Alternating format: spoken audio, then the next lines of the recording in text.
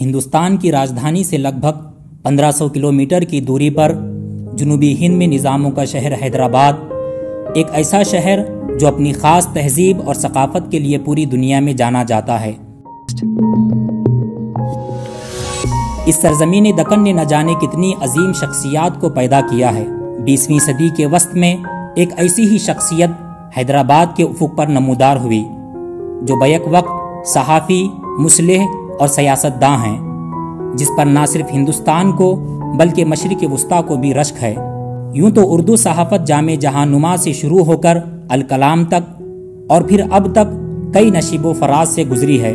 इस मंजिले सहाफ़त का एक मुसाफिर वो शख्स भी है जिसे मौजूदा दौर में उर्दू का सबसे बड़ा सहाफ़ी माना जाता है, जिसका शुमार बैनुल अक़वामी सतह के सहाफ़ियों में होता है, जिनके ऊपर ये शेर बिल्कुल सादिक आता है, दर्दे दिल पासे वफा जज्बे ईमा होना आदमियत है यही और यही इंसान होना। जी हाँ, उस शख्स से मेरी मुराद है सैयद वक़ारुद्दीन।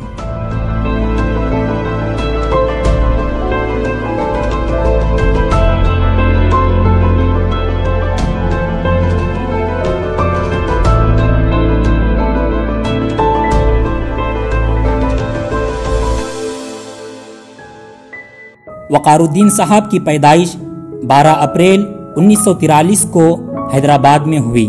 आपका ताल्लुक हैदराबाद के एक मजहबी और तालीमी घराने से है।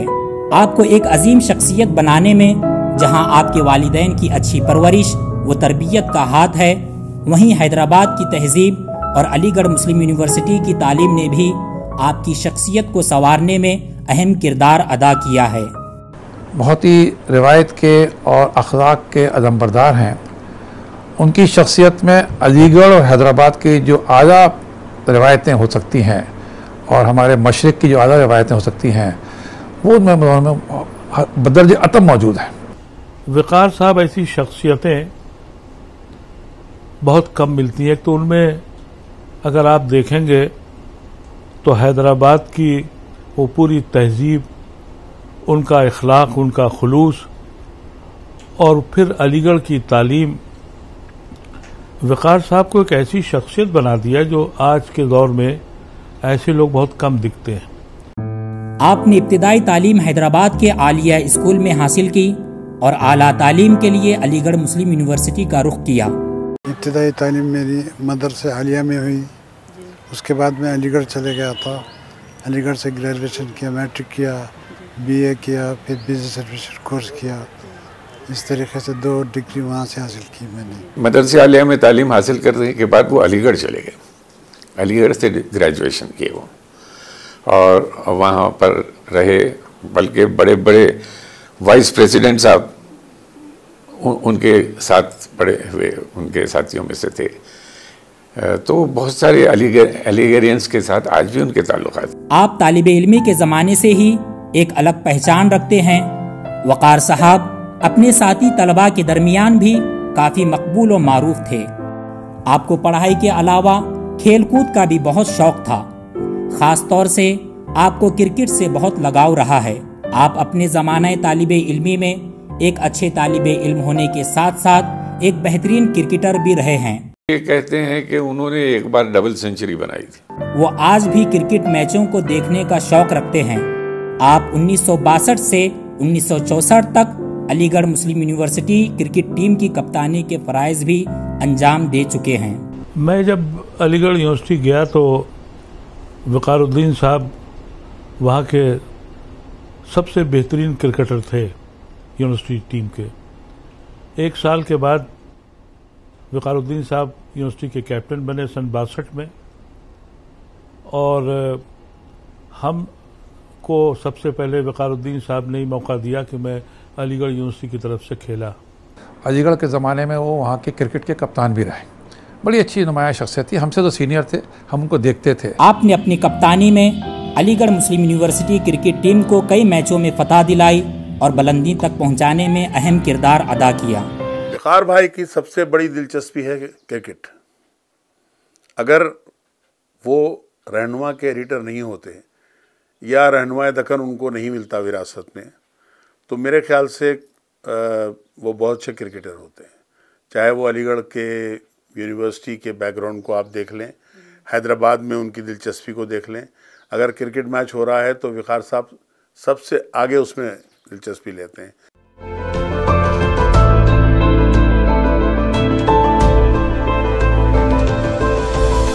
अलीगढ़ से वापस लौटने के बाद आप अपने ख़ानदानी पेशे सहाफ़त से मुंसलिक हो गए। आपने अपने बड़े भाई सैयद लतीफ़ुद्दीन क़ादरी के ज़रिए चलाए जाने वाले उर्दू अखबार रोज़नामा रहनुमाए दक्कन की जिम्मेदारी संभाली और रहनुमाए दक्कन को उरूज तक पहुंचाने की जद्दोजहद में लग गए। हैदराबाद आने के बाद रहनुमाए दक्कन पर उनका आना जाना रहा और उन्होंने महसूस किया कि रहनुमाए दक्कन अखबार बहुत अच्छा चल रहा है और मज़ीद उसमें तरक्की के इम्कानात हैं। रहनुमाए दक्कन का पुराना नाम रहबर दक्कन था, जिसे आपके चचा सैयद अहमद मुहिउद्दीन क़ादरी और वालिद सैयद यूसुफुद्दीन क़ादरी मिलकर चलाया करते थे और 1948 में पुलिस एक्शन के दौरान इस अखबार को बंद करना पड़ा था। पुलिस एक्शन के बाद ये हुआ कि फौरी हमारे अखबार को बंद कर दिया गया। 10 महीने अखबार बंद रहा, कोई वजह नहीं और हमारे लोगों के साथ बहुत ख़राब बर्ताव ही रहा। क्या दो रहा हूँ मैं उसको, मगर बहुत तकालीफ से गुजरे, मगर हमारे बड़ों ने कभी भी मसले से काम नहीं लिया।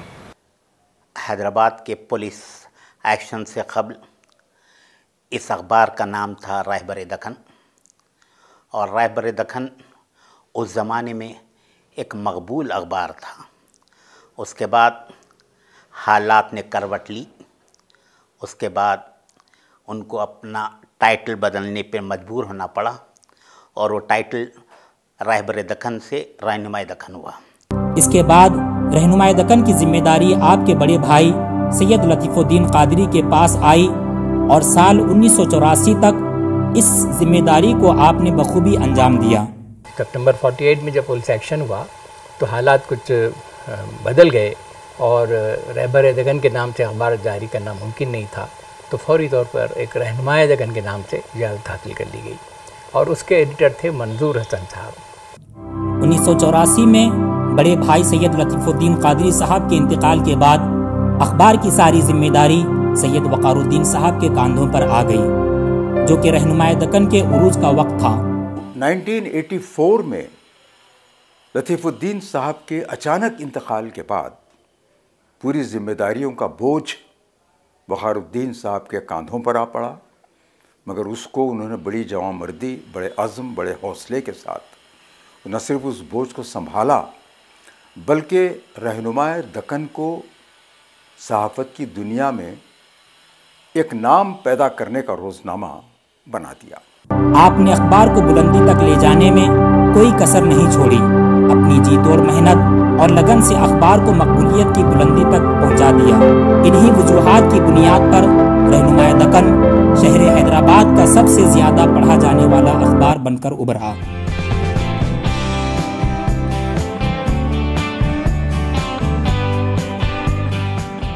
उर्दू अखबारात की फहरिस्त में रहनुमाए दक्कन खास अहमियत रखता है। 1921 में आगाज से लेकर आज़ादी तक और आज़ादी से अब तक अपनी इनफिरादियत को बाकी रखे हुए है। रहनुमाए दक्कन उस ज़माने में एक कॉलम पीर के दिन आता था रफ्तार सियासत के उन्वान से। उस वक्त तक उर्दू अखबारों में हर रोज़ के एडिशन की इशाअत का इंतज़ाम नहीं होता था, न इसका रिवाज था। लेकिन पीर का अखबार जिसमें रफ्तार सियासत का कॉलम होता था पूरा एक सफ़ा, उसको लोग बड़े शौक़ से पढ़ते थे। ख़ास बात यह है कि रहनुमाए दक्कन की इतनी मकबूलियत थी उस दौर में कि कोई इसके ख़िलाफ़ सुनने को तैयार नहीं था। 1921 में इस अखबार का आगाज़ हुआ और इसके बानी थे सैयद लतीफ़ुद्दीन क़ादरी साहब। रहनुमाए दक्कन की अपनी इशाअत के 100 साल मुकम्मल होने के मौके पर अंग्रेज़ी ज़बान में रहनुमाए दक्कन का डिजिटल प्लेटफॉर्म लॉन्च किया जाएगा। इस वेबसाइट पर उर्दू रहनुमाए दक्कन का आर्काइव्स भी मौजूद होगा। 2021 में ये अखबार अपने वजूद के, अपने सफ़र के पूरे 100 साल मुकम्मल कर लेगा। हिंदुस्तान में जब कभी भी किसी इलाके की तारीख़ असर-नौ मुरतब करने का जब भी मरहला आता है तो हम देखते हैं कि जो हिस्टोरिकल सोर्सेस हैं, जो तारीख़ ज़राए हैं, इसमें अखबारात की जो ख़बरें हैं, उस ज़माने के जो हालात ख़बरें जो रिपोर्ट हुआ करती थीं, वो हवाले के तौर पर इस्तेमाल की जाती हैं। वक़ार साहब खुश मिजाज शख्सियत के मालिक हैं। वो एक सच्चे और मिलनसार इंसान हैं। मुख्तलिफ तालीमी इदारों के ज़रिए मुफ्त तालीम की फराहमी, चुपके चुपके लोगों की मदद करना और तालिबे इल्मों से मोहब्बत, ये उनके वो अखलाक हैं जिसका एतराफ़ अपने और पराए सभी करते हैं। वक़ार भाई काइंड हार्टेड आदमी हैं। कम्युनिटी के एजुकेशन में, दिलचस्पी में, अच्छाइयों में उन्होंने काफ़ी दिलचस्पी ली और लेते हैं अभी भी। वक़ार साहब एक मुहसिन, नेक दिल, हर दिल अजीज़, शफ़ीक़ व मेहरबान इंसान होने के साथ साथ सखी इंसान भी हैं। इनके बारे में कहा जाता है कि इनके पास से कोई भी ज़रूरतमंद खाली हाथ नहीं लौटता, ख्वाह वो कोई भी हो। आप अपने अखबार के मुलाजिमीन के बच्चों की तालीम और तरबियत का ख्याल रखते हैं। अपने यहाँ काम करने वाले को आप कभी मुलाजिम नहीं समझते, बल्कि उन्हें अपनी फैमिली समझते हैं। वक़ारुद्दीन साहब अपने मुलाजमीन से बहैसियत एडिटर या मालिक नहीं, बल्कि एक दोस्त की हैसियत से उनके साथ पेश आते हैं। वो एक मुशफ़िक़, एक सरपरस्त की हैसियत से पेश आते हैं। वक़ार साहब एक रहमदिल इंसान हैं। आप अपने मुलाजिमीन की छोटी छोटी गलतियों को नज़रअंदाज कर दिया करते हैं। इतना अजीम और इतना प्यारा उनका बर्ताव होता था मुलाजिमीन के साथ, ऐसा लगता था कि वो हमारे बड़े भाई हैं या फिर हमारे वालिद हैं। इस तरह का उनका रवैया होता था। जब एक सब एडिटर ने उनके इल्म में ये बात लाई कि कुछ लोग आपके अखबार चुरा कर बेच रहे हैं, तो उन्होंने मुस्कुरा कर कहा कि मुझे पता है वो इस तरह जीते हैं तो जीने दो। अपने मुलाजमीन को हमेशा वो तरबियत देते हैं। रोज़नामा रहनुमाई दक्कन के इदारे की एक ये ख़ासियत रही है, यहाँ के 4th क्लास एम्प्लॉइज़ भी यहाँ से तरबियत पाकर दूसरे अखबारात में बहैसियत सब एडिटर, कंप्यूटर ऑपरेटर, दीगर ओहदों पर फाइज है। ये इदारे के मालिक की एक फ़राख दिली है। आप अक़लियतों की तालीम के लिए पुरज़ोर कोशिश करते हैं और जहाँ तक मुमकिन हो ज़ाती तौर पर भी मदद करते हैं। आपकी इन्हीं कोशिशों की वजह से तेलंगाना रियासत में हुकूमत की तरफ से अक़लियती स्कूल कायम किए जा रहे हैं, जो किसी भी आला निजी स्कूल से कम नहीं हैं। आप इसकी न सिर्फ मनसूबाबंदी में शामिल हुए, बल्कि तन मन धन से हुकूमत के काम में ताउन भी किया। तेलंगाना में हुकूमत ने माइनॉरिटीज़ के लिए स्कूल खोले हैं और इंग्लिश मीडियम और उर्दू मीडियम स्कूल खोले हैं, फ्री तालीम गरीब माइनॉरिटी के बच्चों की। ये बड़ी स्कीम है जो मौजूदा हुकूमत ने इसको शुरू किया है आपने। और मैं जब वहाँ था, ये इसकी फ्रेमवर्क बन रहा था। अब अगर आप देखेंगे, और तफसील में जाने की ज़रूरत नहीं है, ज़रूरत आप देखेंगे अच्छी इमारतें बनाई गई हैं, अच्छा इंफ्रास्ट्रक्चर बनाया गया है। यानी यहाँ तक लोग कह रहे हैं अगर इस तरीके से फ्री स्कूल चले तो मदरसे बंद हो जाएंगे। लोगों को ये भी शुबा हो रहा है। अब इसके फ़रोग़ में वक़ार साहब ने अपने तन मन धन से, अपने अखबार के ज़रिए, अपने ज़ाती उसके ज़रिए उन्होंने मदद करी, ताउन करा तालीम के मैदान में। माइनॉरिटीज़ के बच्चों के लिए अगर फ्री तालीम आ रही थी। आप तालिबे इल्मों में शऊर पैदा करने, तालीम की तरफ राग़िब करने और बच्चों की हौसला अफजाई करने के लिए तकरीरी और तहरीरी मुकाबले भी करवाते हैं और उन बच्चों को इनामात से भी नवाजते हैं। फ़ख़र पाशा साहब ने बड़े कारनामे दिए। इन्होंने तलबा के लिए तकरीरी मुकाबले रखते थे, जैसे रहमतुल आलमीन सल्लल्लाहु अलैहि वसल्लम के ज़िमन में। इससे सीरत तैयबा के बारे में, चाहे वो तहरीरी मुकाबला हो या जो है आपको तकरीरी मुकाबला हो, क्विज़ कंपटीशन हो, इसका आगाज़ जो है रहनुमाई दक्कन ने पहले किया। उसके बाद अब तो बहुत सारे लोग करते हैं, तामीर मिल्लत भी करती है और लोग भी करते हैं। लेकिन मेरा मजमून भी मैं इसलिए कह रहा हूँ कि उसमें छपा था और मुझे इनाम अव्वल हासिल हुआ था। इस तरह से मैं रहबर दक्कन, रहनुमाई दक्कन को याद रखता हूँ। वक़ार साहब समाजी कामों में भी कभी पीछे नहीं रहे। इसकी अहम मिसाल चैरिटेबल हॉस्पिटल का कायम करना है। बाद में आपने इसका सारा सामान मेस्को डायग्नोस्टिक सेंटर को वक्फ कर दिया। अर्ली 80s में वक़ारुद्दीन साहब अपने घर में चैरिटेबल हॉस्पिटल चलाते थे। जब उनकी बावज यहाँ पर हैदराबाद में मुक़ीम थी, जब उनके भाई लतीफ़ुद्दीन साहब का इंतकाल हुआ, चंद साल के बाद वो वापस कश्मीर चले गई اور وہ دواخانہ بند ہوا اور اس کا تمام جو سامان تھا مسکو نے نورخان بازار میں فاطمہ ہاسپٹل شروع کرنے کا آغاز کیا تھا، تو اس میں انہوں نے وہ ایکوپمنٹ اور فرنیچر کنٹریبیوٹ کیا.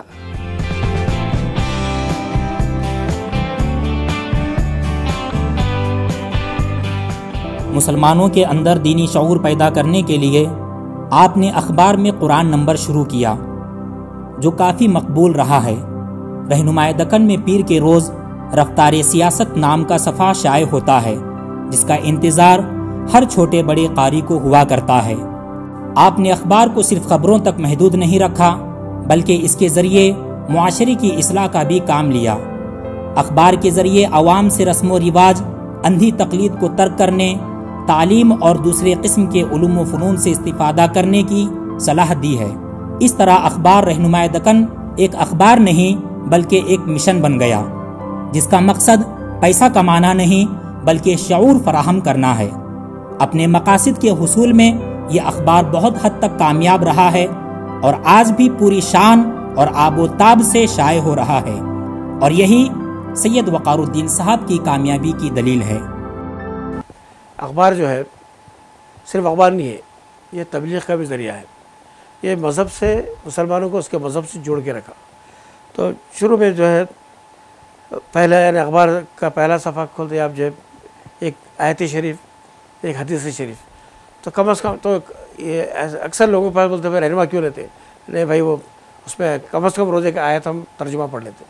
رہنمائے دکن صرف اخبار ہی نہیں بلکہ شہر حیدرآباد کی تہذیب اور تاریخ کو اپنے دامن میں سمیٹے ہوئے ہے. یہ حیدرآباد میں اردو صحافت کے ستون کی حیثیت رکھتا ہے، اور حیدرآباد میں جتنے بھی اردو صحافی ہیں زیادہ تر رہنمائے دکن میں کام کر چکے ہیں. اس لیے رہنمائے دکن کو اردو صحافت کی تربیت گاہ بھی کہا جاتا ہے. وقار صاحب اپنی بے باک صحافت کے لیے پوری دنیا میں پہچانے جاتے ہیں. آپ کے اسی انداز کو دیکھتے ہوئے کئی ملکوں نے آپ کو انتخابات کی کوریج کے لیے مدعو کیا. 1988 میں امریکہ نے صدارتی انتخاب کے لیے آپ کو الیکشن آبزرور کے طور پر دعوت دی تھی. 13 دن تک واشنگٹن ڈی سی میں روزانہ ایک سبجیکٹ پہ میرے سے بحث ہوتی تھی، اور ذہن کوئی ایسا ایشو نہیں تھا مسلمانوں کا، ہندوؤں کا، ہندوستان کا، پاکستان کا، کشمیر کا، فلسطین کا، اور مسلمانوں کے مسائل، عربوں کے مسائل، ہر چیز پہ ڈسکشن رہا ان سے، اور میرا ذہن جاننا چاہتے تھے کہ کیا ہے یہ بول کے. مجھے بڑا تعجب ہوا کہ ایسی قوم یہ معلومات کرنا چاہتی ہے ہمیں. تو مجھے بڑا تعجب بھی ہوا اور خوشی بھی اس طرح ہوئی کہ کم از کم کوئی تو معلوم کرنا چاہ رہا ہے یہ چیزیں. تو میں نے بتایا کہ مسلمان کچھ نہیں چاہتا، صرف انصاف چاہتا، اور ٹیررزم سے اس کا کوئی تعلق ہی نہیں اسلام کا، مذہب کا، بلکہ ہمارا مذہب تو سب سے زیادہ سخت خلاف ہے ٹیررزم کے سلسلے میں. ٹیم بیٹھتی تھی، پروفیسر، جرنلسٹ وغیرہ، 4-5 آدمیوں کی، ایک ایک کوشچن کرتا تھا جیسا آپ کرے، میں جواب دیتا تھا. مجھے مشکل بھی پیش آئی مگر الحمدللہ میں جواب دے کے مطمئن کیا. 1969 میں جب تلنگانہ تحریک کی آواز اٹھی تو وقار صاحب بھی اس میں پیش رہے. تحریک سے متعلق پوری خبریں رہنمائے دکن میں شائع کرواتے تھے. آپ خود بھی تلنگانہ ریاست کے حامی تھے. خالدین صاحب، لطیف الدین صاحب کھول کے تلنگانہ کی تائید کر رہے تھے. تلنگانہ کی تائید ایسی تھی کہ انہوں نے اپنے اخبار کو اس کے لیے بہت فکر دی. آپ کی دوسری پہچان ایک سیاستدان کے طور پر ہوتی ہے. آپ ایک سیاسی دور اندیش بھی ہیں.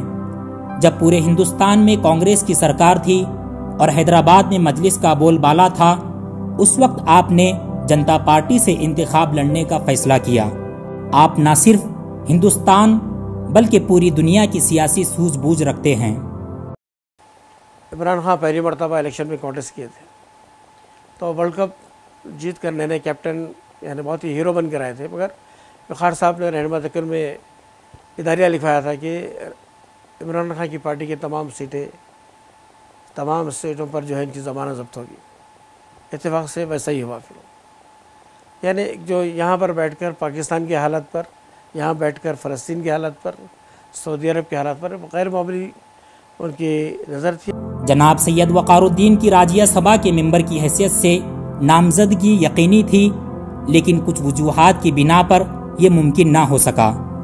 وقار صاحب سیاست کے اتنے ماہر ہیں کہ انہیں بآسانی اندازہ ہو جاتا ہے کہ اس بار الیکشن میں کس پارٹی کی سرکار بننے والی ہے یا بن سکتی ہے۔ یہی وجہ ہے کہ ہندوستان کے تمام بڑے لیڈر ان کے یہاں صلاح مشورہ کے لیے آتے رہتے ہیں۔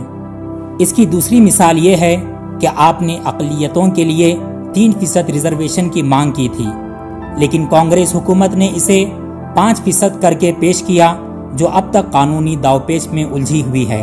وقار الدین صاحب نے چندرا بابو نائیڈو کے سامنے ایک پروپوزل رکھا تھا کہ بھئی آپ مسلمانوں کے لیے اگر واقع میں سنجیدہ ہے مسلمانوں کے تئیں تو آپ مسلمانوں کا ریزرویشن دیجیے گا، اور وہ ریزرویشن آپ امپلائمنٹ میں دیجیے گا، ایجوکیشن میں دیجیے گا، تو اس کی وجہ سے سمجھے مسلمانوں کو ایک نئی لیول پلینگ فیلڈ ملے گی۔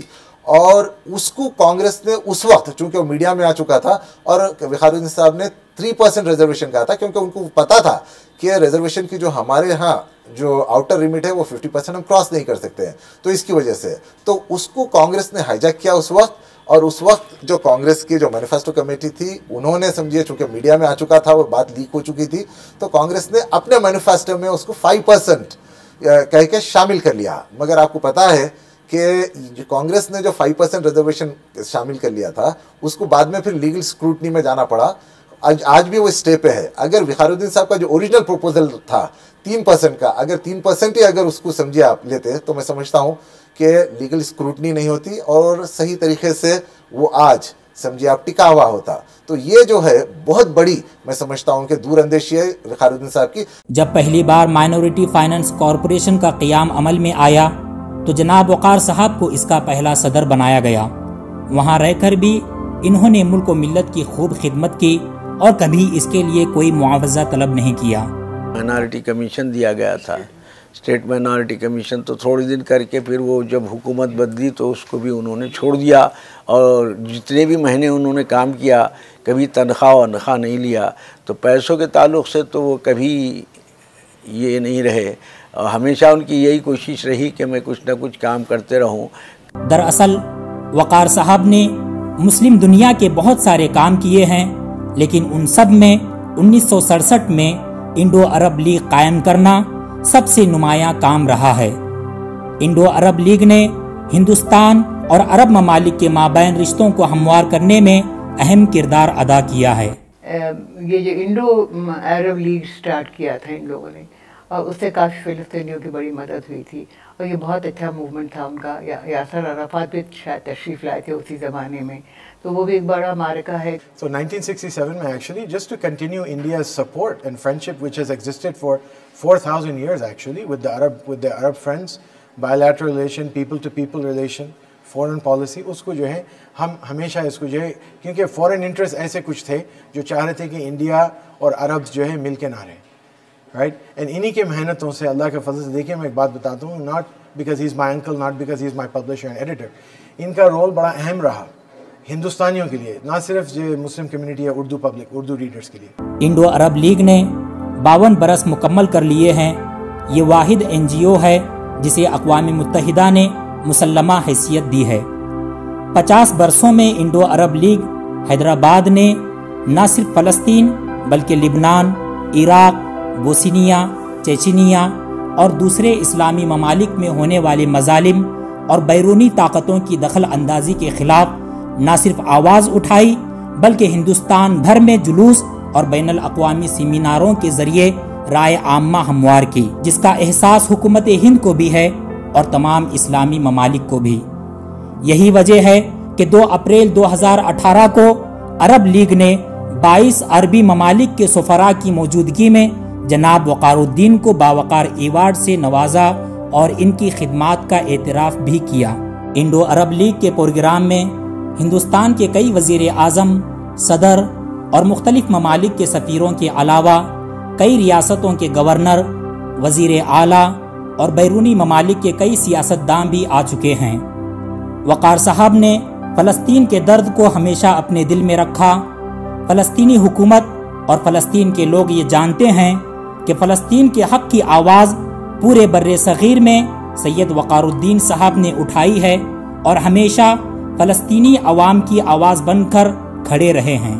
انڈو عرب لیگ کی دعوت پر فلسطین کے سابق صدر یاسر عرفات سال 1982 اور 1997 میں حیدرآباد کا دورہ کر چکے ہیں۔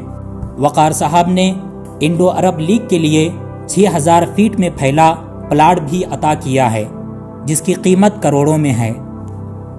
فلسطینیوں کے حقوق کے لیے آپ کی کوشش کو سراہتے ہوئے فلسطینی حکومت نے اپنے سب سے بڑے اعزاز ستارہ یروشلم سے آپ کو نوازا ہے۔ یہ اعزاز آپ کو فلسطین کے صدر محمود عباس کے خصوصی مشیر اور سپریم جج محمد محمود الحباش نے اپنے ہاتھوں سے دیا ہے۔ فلسطین کو یونائٹڈ نیشن کی طرف سے ملنے والا گولڈ میڈل بھی حکومت فلسطین نے وقار صاحب کو بطور تحفہ دیا۔ یہ اعزازات اس بات کی دلیل ہے کہ عرب دنیا میں سید وقار الدین صاحب کا ایک خاص مقام رہا ہے۔ صدر فلسطین وہ گولڈ میڈل انہیں پیش کیے جو اقوام متحدہ کی جانب سے فلسطین کو پیش کیا گیا تھا، یعنی فلسطین کا جو اعزاز تھا انہوں نے وقار صاحب کے حوالے کر دیا۔ آپ ہمیشہ حکمرانوں کے ساتھ رہے، لیکن کبھی کسی عہدے کے خواہش مند نہیں رہے، بلکہ بے لوث خدمت کی۔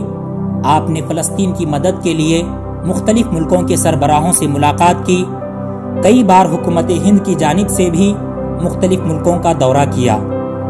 آپ ایک صحافی کے طور پر سابق وزیر اعظم اندرا گاندھی کے ساتھ عراق کا دورہ بھی کر چکے ہیں۔ جناب سید وقار الدین صاحب کا شمار دنیا کے ان تمام خوش نصیب لوگوں میں ہوتا ہے جن کو غسل کعبہ جیسے مقدس فریضے کو انجام دینے کا شرف حاصل ہوا۔ جناب یاسر عرفات کی دعوت پر فلسطین کا دورہ کیا اور بیت المقدس میں مسجد اقصی گئے اور مقدس مقامات کی زیارت بھی کی۔ حج کے موقع پہ مجھے جو سو موقع ملا اندر جانے کا ملک کے ساتھ۔ ملک غسل کعبہ کے لیے پہلے پانی ڈالے، اس کے ساتھ ہم لوگ بھی غسل میں شامل ہو گئے۔ غسل کعبہ ہوا، بہت اچھا ماحول رہا، سمجھ میں نہیں آیا، ہمیں یقین نہیں آ رہا تھا کہ اب ایسا ملتا موقع۔ وقار صاحب 1975 میں شاہی دعوت پر حج کے لیے سعودی عرب تشریف لے گئے اور حج کا فریضہ انجام دیا۔ صرف ہندوستان میں نہیں بلکہ عرب دنیا میں بھی سید وقار الدین صاحب کی خدمات کو عزت کی نگاہ سے دیکھا جاتا ہے۔ آپ کے اعزازات اور عہدوں کی فہرست بہت طویل ہے۔ آپ ابھی انڈو عرب لیگ کے چیئرپرسن اور All India Muslim personal law board کے ممبر ہیں۔ آپ ساؤتھ انڈیا اردو اکیڈمی کے صدر بھی رہ چکے ہیں۔ آپ کو پہلے مخدوم محی الدین میموریل اعزاز سے نوازا گیا اور اس کے علاوہ دوبارہ 2015 اور 2017 میں مولانا ابوالکلام آزاد ایوارڈ سے بھی نوازا گیا ہے۔ آپ بین الاقوامی کانفرنس میں شامل ہونے کے لیے 20 سے زائد ممالک کا دورہ کر چکے ہیں، جن میں ڈنمارک، بیلجیم، امریکہ، لیبیا، ترکی، مصر، متحدہ عرب امارات، سعودی عرب، الجیریا، ایران، سائپرس وغیرہ شامل ہیں۔ آپ بطور صحافی یورپ کے کئی ممالک کا بھی دورہ کر چکے ہیں، جس میں برطانیہ، فرانس، جرمنی اور اٹلی شامل ہیں۔ جناب سید وقار الدین کو کئی ممالک کے سربراہان حکومت سے ملاقات کا اعزاز بھی حاصل ہے۔ ان میں سعودی عرب کے شاہی خاندان اور عراق کے صدر صدام حسین، مراکش کے شاہ حسن، فلسطین کے سربراہ یاسر عرفات اور صدر فلسطین محمود عباس، ڈنمارک کی ملکہ، یمن کے صدر علی عبداللہ صالح، مالدیپ کے صدر مامون عبدالغیوم، صدر ایران محمد احمدی نژاد، سوڈان کے صدر عمر بشیر، قطر کے سابق امیر اور لیبیا کے سابق وزیر اعظم عبدالسلام جلود اور صدر کرنل معمر غدافی قابل ذکر ہیں۔ ہم دو کو کرنل غدافی صاحب انڈیا سے بلائے تھے پیٹرولیم کانفرنس میں، ہم دونوں گئے وہاں پہ۔ جانے کے بعد میں ملاقات ہوئی بہت سارے لوگوں سے، اور وہاں جانے کے بعد ہمارا کوئی اپائنٹمنٹ نہیں تھا کرنل غدافی صاحب سے، پر میری بڑی خواہش تھی کہ ان سے ملاقات کروں، کچھ بات کروں۔ تو میں نے جو ہے سو وہاں کے نگرانکاروں کو بتایا کہ میں ملنا چاہتا ہوں۔ تو اچانک ایک دن شام میں آدمی آئے، آرمی کے لوگ آئے، آ کے بولنے لگے کہ برادر غدافی سے کون ملنا چاہ رہے؟ میں بولا یہ کیا ہے بھائی؟ تو میں بتا میں ملنا چاہ رہا ہوں۔ تو اچھا بولے، تو بڑے دلچسپ رہا۔ کیا گاڑی میں بٹھا کے لے گئے، سیکورٹی گھیری اور چلے گئے، تقریباً 30-40 کلومیٹر جنگل میں گئے، उसके बाद एक मकान नज़र आया, उसमें दाखिल हुए। वहीं गद्दाफी साहब मुलाकात करते थे, जाके गए, बहुत अच्छा मिले, खंदा पिशानी से हंसते मिले, लपटा लिए, कर लिए। खैर, आपने बहुत कम वक्त में वो सारे काम किए हैं जो एक आम इंसान की सोच से भी बाहर है, या यूं कहें कि उनकी उम्र से ज़्यादा उनके कारनामे रहे हैं। वक़ारुद्दीन साहब कुछ साल पहले गुलबर्गा जाते वक्त सड़क हादसे का शिकार हो गए, जिसकी वजह से वो पिछले कुछ दिनों से अलील हैं। इनकी तबीयत की नासाजी इनके कई मंसूबों पर असर अंदाज हो रही है और इनके कई मिशन अभी अधूरे हैं, जिनका उन्हें भी बहुत अफसोस रहता है। सबसे ज़्यादा रहनुमाए दक्कन मुतासिर हुआ है। हिंदुस्तान और बिलखुसूस हैदराबाद को आने वाले वक्त में भी सैयद वक़ारुद्दीन साहब से बहुत सी उम्मीदें वाबस्ता हैं। वक़ार साहब सेहतियाब हो जाएं और वो अपनी बागडोर फिर से दोबारा संभाल लें। मैं चाहूँगा कि रहनुमा अपना रोल प्ले करते रहे और रहनुमा के फॉलोअर्स काफ़ी हैं। मैं कहाँ रुकता हूँ अर्शो फर्श की आवाज़ से, मुझको जाना है बहुत ऊंचा हदे परवाज से। मौलाना आज़ाद नेशनल उर्दू यूनिवर्सिटी हैदराबाद का department of mass communication and journalism आपके जज्बों को सलाम करता है और तहनीयत पेश करता है।